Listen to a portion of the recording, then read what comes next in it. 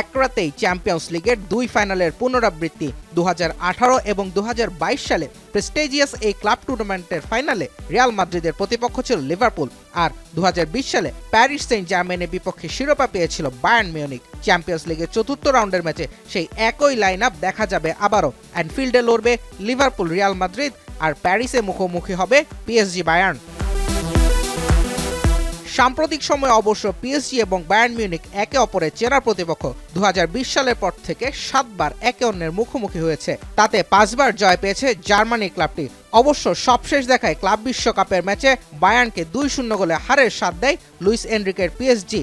এবারের আসরে দুই দলই ৯ পয়েন্ট নিয়ে দখলে রেখেছে পয়েন্ট টেবিলের শীর্ষ ২ স্থান। ম্যাচটা তাই বিশেষ কিছু দুজনের জন্যই।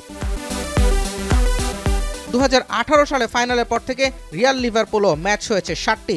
এখানে একক আধিপত্য রিয়ালেরই, ২ ফাইনাল সহ ৫ জয় লস ব্লাঙ্কোসদের। লিভারপুল জয় পেয়েছিল গেল মৌসুমের ম্যাচে, তবে সাম্প্রতিক ফর্ম বিবেচনায় ফেভারিট হয়ে নামবে রিয়াল মাদ্রিদ।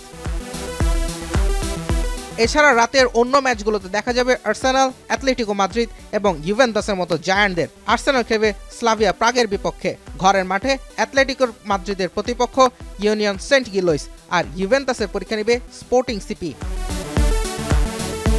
জুবায়ের আহমেদ, এখন।